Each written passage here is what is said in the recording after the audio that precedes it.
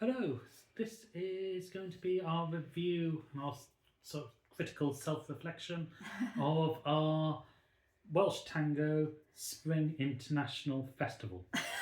Which I think we might have to change the name of Yeah. because it's a bit. Well, no, there's always a logo with it all now as well. So, That's the one.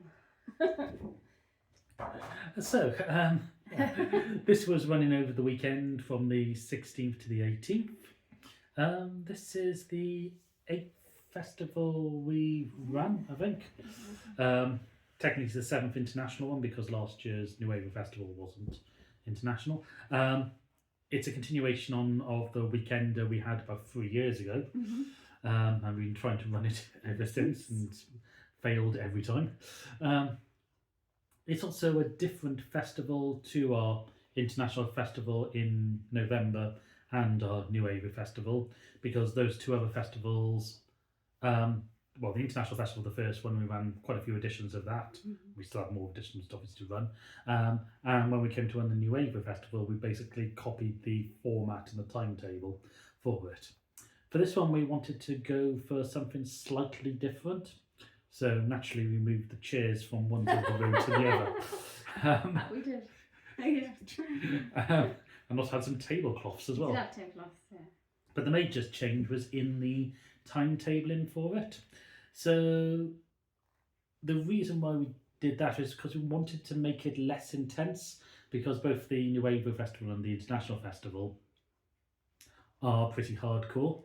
Like you start at 7 o'clock on the Friday with workshop, then Malonga, and then on the Saturday you start at 11 a.m. and go through till midnight with workshops followed by a ball. And then on the Sunday we start at 9:30 and go through till 6 with breakfast, workshops, talks and Malongas as well. So it's a very intense schedule. So we thought this time we would make it a bit less intense, so we didn't have the workshop on the Friday night. We still had the Malonga. On the Saturday we only had 3 workshops and we only had one teaching couple, or one headline teaching couple, and then the live music ball in the evening, which was Masquerade. We didn't put on the dinner that we would normally put on, and then on the Sunday we started at 1 o'clock with, we did start 2 sets of teachers over the whole festival, with Edward's workshop and the 8 couple workshop, followed by the tea dance. So that was, I suppose, similar. It was quite an interesting experience from the way people were booking, because we would have thought that this would mean that people would want to book more of the festival, because obviously it would be less intensive. To that be the opposite way around, so that was really strange. And might as well get one of the negatives out of the way now from the feedback, is that we knew that some followers were struggling to get dances during the Malongas. We're not entirely sure what we can do about that. So maybe having the Friday workshop, which also normally acts as an icebreaker, so people get to know each other in it. So that could be one thing. The other thing is, there's no reason for followers not to get dances.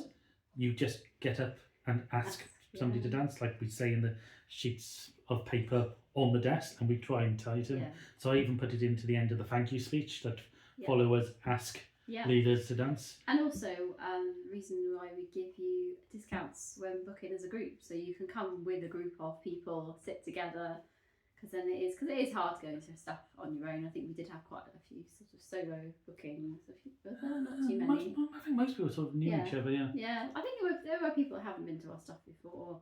But groups, come as a group, so you don't have to always be a leader follower couple. You can come as a group, and we've had some quite big groups come in the past and have after parties after the Malongas, and so it just gives a different kind of dynamic and a different feel to it.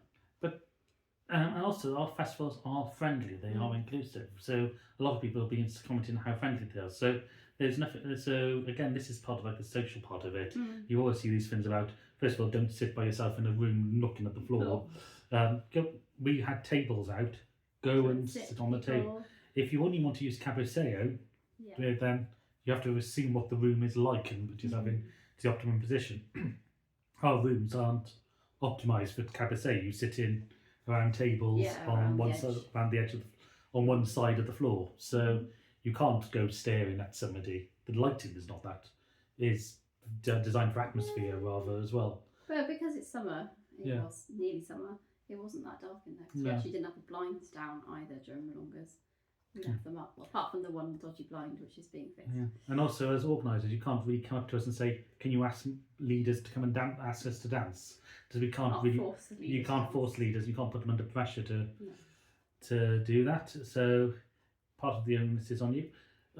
We can try and help. As I say, we'll try and put the icebreaker workshops back in. Yeah. Maybe we should just have big signs up saying "Followers ask leaders to dance." So I'm very aware that the information sheets that I put out on every table and is pinned on doors and stuff. I'm not sure how many people actually look at those sheets. Yeah. And there's a huge amount of information on there about what's in the building, where it is in the building, what's near to campus that you can get to, kind of the things from longer, like no big lifts and that you can use whatever method to ask to dance, no teaching on the floor, all those sorts of bits and pieces, and the timetables on there as well. So it's not, I don't do it for fun. Yeah. I don't change it every time for fun. It is there for information to help people get a better experience. Yeah. Also, we found it quite strange that, so one of the things we do to try and encourage people to get up and dance, we did the snowball this time. Last time we did the waterfall and a snowball. The waterfall wouldn't work in the main ball this time because Tango Color was set up in the middle of the floor. But it was a bit weird that after the snowball, so where everybody bar two, I think, were up on the floor, and then people went and sat straight back down again. Continue dancing. I do feel that when you announced the snowball, because you weren't mic'd up, I feel like maybe not everybody knew exactly what it was. But even so, you're on the floor dancing. I know. And the band just continued straight on. So. Yeah. I know. The outcome wouldn't necessarily be no different, but maybe making sure that people can hear you because. But people I think got it anyway. Yeah. So that was a bit there. So and also we could always have like a followers half hour or something where only followers are allowed to go and ask people to dance. If it's that much of a social problem to try and encourage followers to have the confidence to go and actually overcoming that by just literally forcing them. I know from the point of view of counselling, which you're trying to be, that may not be a good thing to force people into. Force people to. No, but then it's hard because if you're complaining you're not getting any dances, but then you're not putting yourself in the position to get them, then that's I sort of thought, well, whose fault is that? That sounds really awful, but it is in a way, because if you are sitting with your head down looking at the floor, no one's going to be able to capsay you, let alone anything else, because that's a very don't talk to me image you're putting out. So so if you want dances, just be go and talk to people as well, because we try and have as a friendly event as possible, and we also usually have a group of dancers from our class, including our other teachers from our class and our assistant teachers and our helpers and stuff, and they're always happy to dance with people as well, and they're quite obviously who they are, because we do tend to say these are the people to ask questions to, and they're usually being noisy in the back, so they're quite easily findable, aren't they? Should we go on to some positives? Teaching was amazing. I know a lot of people were very happy with the workshops.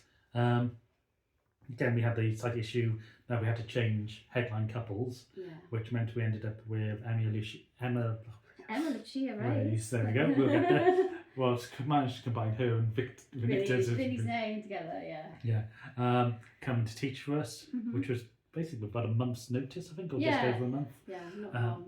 A couple of months maybe. And obviously we didn't tell them this beforehand. We were taking a massive risk with that. Because normally what we do when we get the headline acts, we assess them. We go and go to their workshops. Go to their workshop or watch some teaching that they've done. So if you have, basically, normally if you have been to one of your workshops and you have come to teach for us, you've done well. And vice versa as well. But I feel like particularly with Emma, friends of ours had booked her, so Eduardo and Wayne, people that we trust. So we thought we'd give that a go. But again, we don't normally go for people's recommendations. No, not normally. We like to. I think that's our problem with control. Well, it's not even control. It's ensure we want quality. We want quality control and the best. But we had a chat with her, and that was obviously quite positive as well. Just looking at, it's not only looking at the teaching side of things. How you're going to work together as well. It's the attitudes and also the contents that they can teach as well. What they can bring. Yeah, so that worked out really well. Because I was sort of say I was feeling quite nervous on the Saturday because we started off with the individual workshops. One's for leaders techniques, which I made a massive faux pas for on the website. Did I say it was men's techniques? Oh, oops. And followers technique and styling. And I'm always a bit worried about those. Because with Mika, we know it's going to be good because we've seen the videos. And it's always a worry when you send them off to a room with a ballet bar, because you see a lot of like these technique workshops where you have the teacher at the front and people trying to copy behind. And most of the time it comes down to a job of trying to remember the routine, and then the technique goes out the window, and then you see these horrendous videos of basically the teacher doing right, and maybe one or two people in the room doing it, and everybody else just falling over or not doing it. Not for this one though. So no, I mean I was in and out of workshops, and it was good to see how the room was managed and that everyone got a go having the bar as a balance aid, but also working on it without that being there, and different musicality as well, different changing tracks. I think it was sort of a similar little routine, but to different pieces of music and stuff. So it was good to see that people were getting it. Like, I mean, obviously there was a huge amount of level difference in that room. There was people who had not done any tango before, up to people who were teachers. So yeah, it was good to see that everyone was getting something from it as well. Yeah. And then in the men's or ladies styling, which we already really good at this. That workshop was I found that really good because it wasn't overly on styling. It was more on like the technique and also being sensible with it. So you're not trying to force like an aesthetic on everybody. It's more about this is basically more efficient, which is that's very you. That's very me, yeah. But yeah, I think it's important as well, because some things are going to be unattainable if you're not dancing hours every day or got background in other dances. It's actually being comfortable and efficient in a social dance environment. And then we moved on to the sort of couples, groups, whatever you want to say, just open general workshops. So the first one was on Baleos. Again, Emma and Vinicius' teaching was really good explanation. Slight problem we did have was with room management of getting couples to move on because our followers moving on. Moving online dance, so yeah. Yeah, so we did have, we normally are pretty good for balance. Again, we're quite good for balance for this one. Again, oddly enough, we did have people who paid and didn't show up. Yeah. And that did mean that we were a few leaders down. So meant that I was in workshop having to dance with multiple people at the same time, and again, people were just not moving around like normally. If you're going to move followers on, move in line with dance. Why would you ever go against it? There was a lot of meandering and weaving, which meant that people get missed out. Yeah. So about halfway through, we managed to sort that, I think. Yeah. And thank you to the leaders who were doubling up on followers and trying to really... Again, that's something that's on my information sheet. If you can work with more than one follower, please do. Yeah. Usually it's a whole, you're using a whole track, so if you work with two people at once, that's great. And by the time we got around to the Colgada workshop... Yeah, it's self-help. Yeah. Then the workshops on the Sunday, we had the 8 couple exclusive workshop, which turned out to be a 6 couple workshop. We had some extra people go switch across, we had space on it, which again then caused problems in the Eduardo workshop because a couple of our dual rollers partnered up to go to the other one. Which is fine. It's fine, but from like an organisational point of view, it's annoying. It's annoying from the point of view that's going, oh, we're actually going to be quite good for balance. No, we're not. So again, that again meant that people like myself and Ben were multitasking with multiple people, followers, but also some people like Amelia in our class was sticking around where Ben was and also helping some of the newer leaders as well, so that was really good as well. Eduardo's workshop was actually quite a lot of fun as well. One thing I did spot though from the workshops, again going back to the idea of this one being less intensive, was that people were absolutely knackered this. I think it was the heat, because it was warm. So I noticed, because I think I actually had that conversation with Eduardo. He's like, "God, people seem really tired," and I think it was just because it was warm. Like it wasn't super warm in the room. I don't think I wasn't really dancing much. We had 4 fans on the go, which isn't our full fan complement. We have more. So it wasn't actually too hot, but I think it's just because it's been hot recently and the fatigue and that. Yeah. But yeah, I'd say people can't complain about being quiet. I had 3 hours nights. I was like tired. I had 3 hours hours sleep on the Saturday morning. So so that was just interesting from that point of view.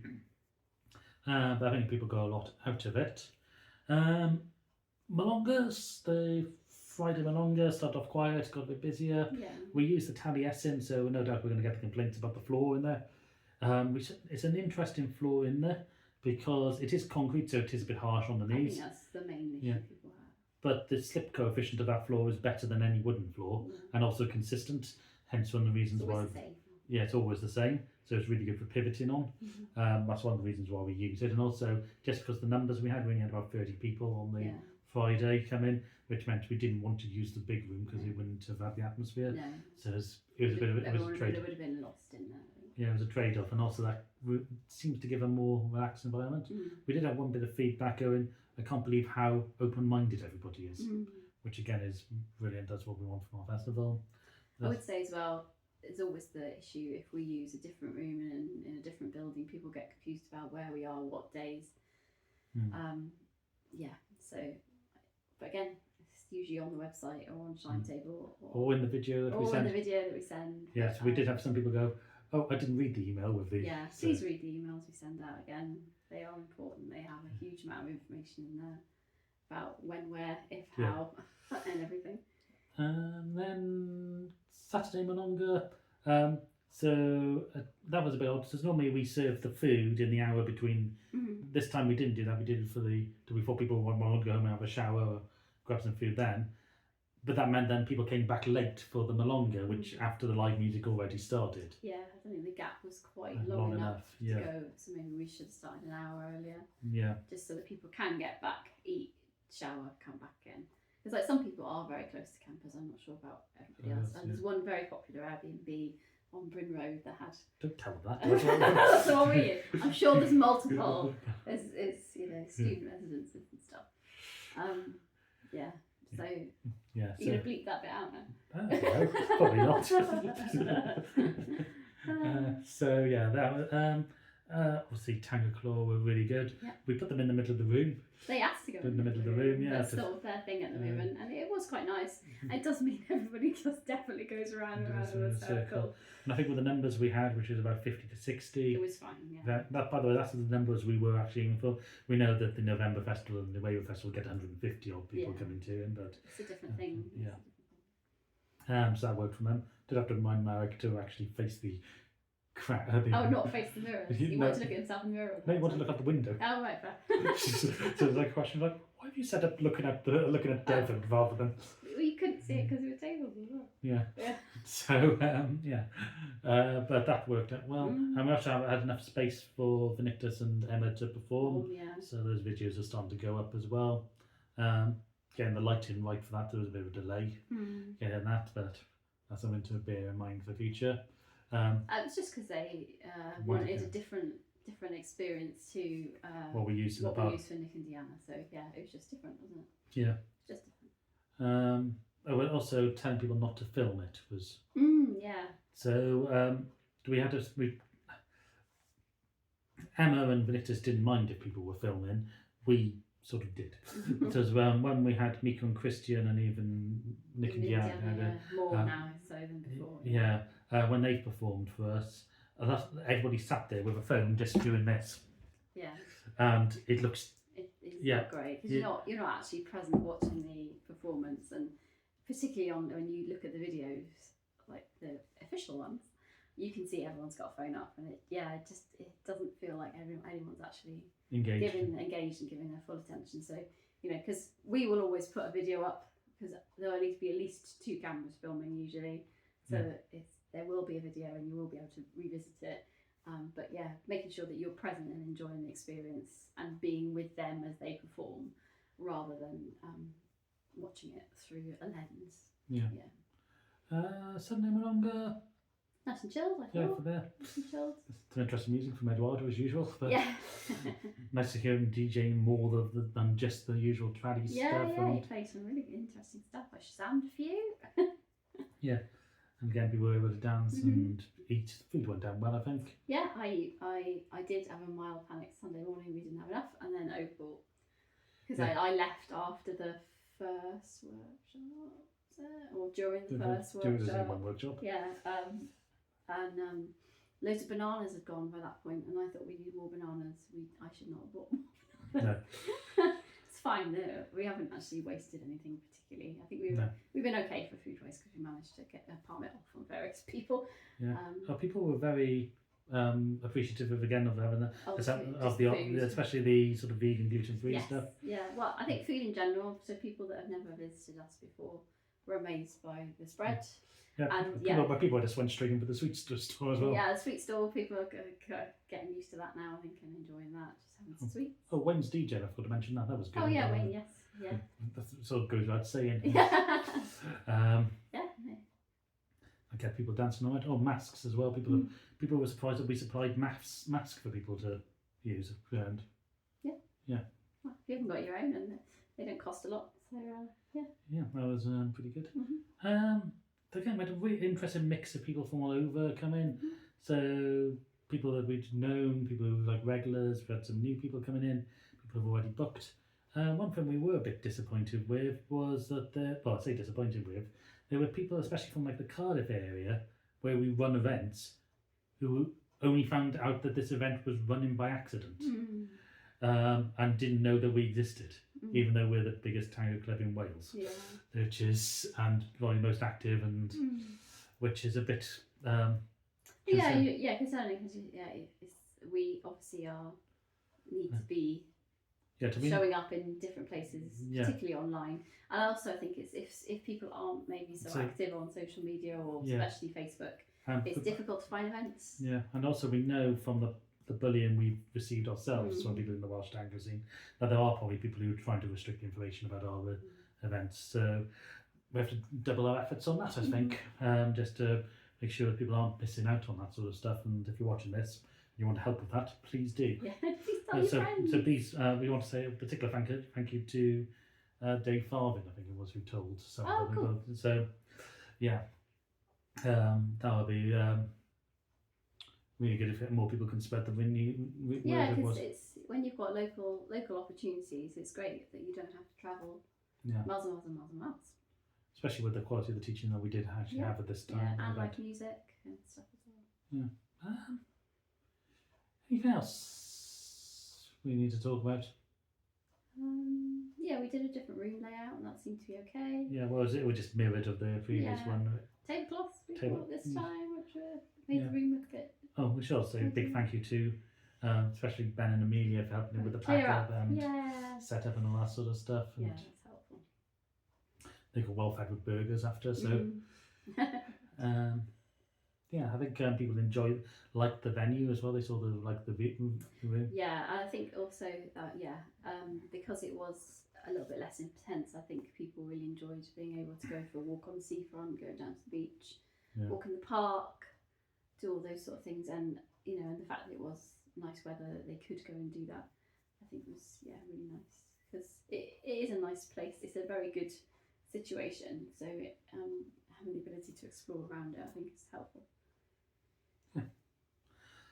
So overall, I think we didn't have any fire alarms or anything, which is great. I think when the New Ava Festival, November Festival, they're scoring about sort of 9 to 9.5 out of 10.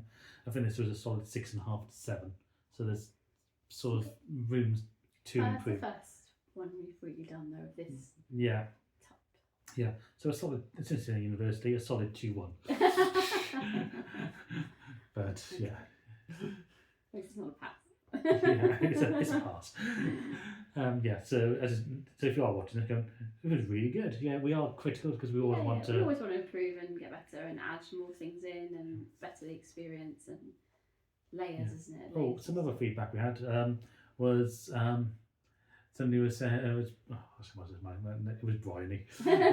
What was saying that she would quite like festivals when there's opportunity to have practice time as well, because practicing is important. Yeah. So that's always difficult to sort of fit in, because it gets to the point of, from an organisational point of view, of you put a workshop on and then you have a big break after it. You lose people. You lose people. People just don't come along. So do we have 20-minute gaps this time? 20 minutes gaps. 20 minutes. I feel like 20 minutes is quite good, because if there's something overruns by any point, there's a cushion in there. 10 minutes isn't really enough. Yeah. So that's like at the New Wave Festival, we have that Tango Cafe, which is sort of like the practice time type of thing, if people want to use that. But again, it's whether you want people to go to workshops or if you want to spread them out. At the New Wave Festival, there's enough people to be able to do both. So that's part of it. So again, maybe some sort of, I don't know, maybe an informal if we do extend the time, have like an informal practica and stuff like that in there. It also depends on what teachers are available, because we don't think practicas should ever be run without a proper teacher there to give advice if it's wanted. We don't mean having like what's it called, a led practica? Yeah, guided. No, guided practica, where basically you have a teacher or want to be teacher sort of dictating to everybody what they're doing. Yeah, but I think you want to be practicing the right thing, basically. Yeah, so you want a teacher who actually knows the content and everything to be able to give you proper advice from it. You don't want a person from down the road to thinking what they think is the right thing. Necessarily. So that's something to also consider as well.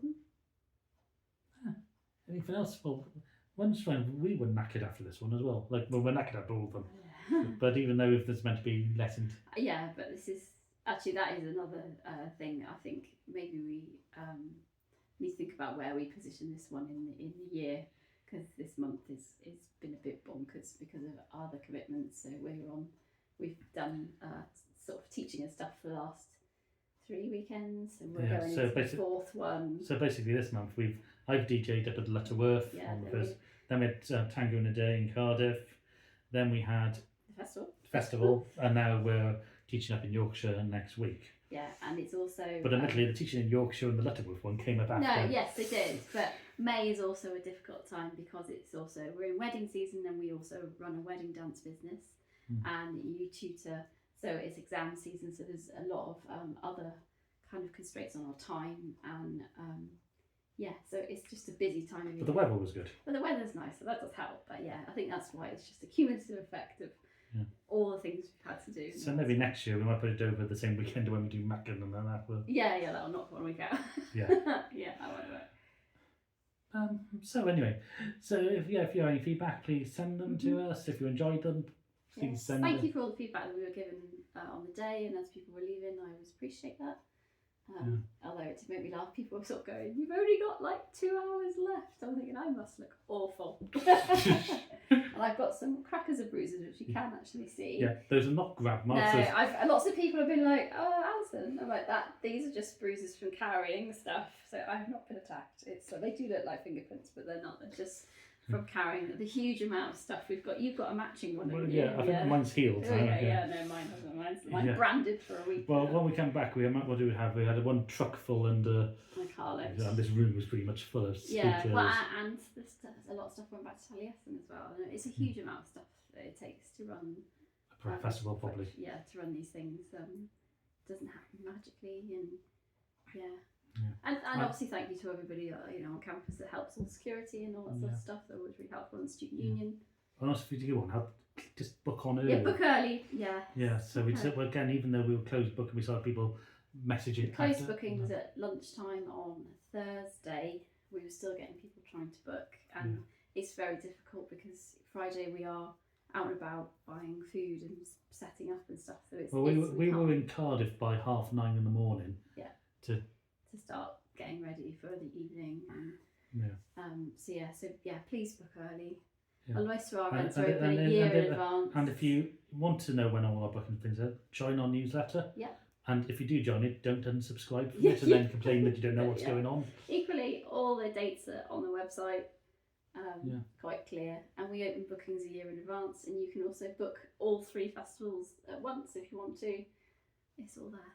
Just like we enjoy running these events and giving people the opportunity to learn and to dance and to socialise and experience.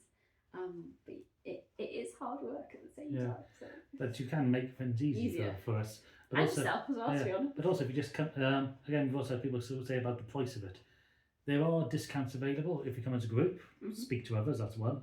But also, if you're in Cardiff and Swansea, just come to our events. Yep. We know people want to put on fashion events with us.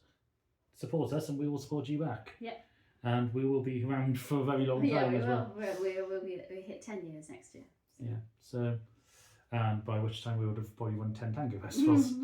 So So if you want to come to our classes, especially if you're in Swansea, our classes are free. If you want to really get the best out of those workshops and be able to interact with the teachers and get like even the nuanced parts of it, we will take up the level where that is. And the same for people in Cardiff as well. We've got Macon runs every second Saturday a month. We're coming up to 3 years of doing that, which again I was surprised that there's people who've been saying that they've been dancing to Cardiff for quite a long time and didn't know. And again, those workshops are specifically designed to bring up the standard so that you can go to international tango festivals with these top teachers and learn what these top teachers can actually teach, rather than just, again, there's not that much point in going to an international tango teacher to teach you how to do something simple like a hero. You should, use their talents to teach you something more advanced. To your standard teachers will be able to do that. Anyway, anything else? I think this video's come up to half an hour, so that's probably long enough. So well done if you've watched this. It's probably more tiring than watching than doing the entire festival. Anyway, we hope to see you in another event very soon, and hopefully we'll see you in the New Ava Festival in August.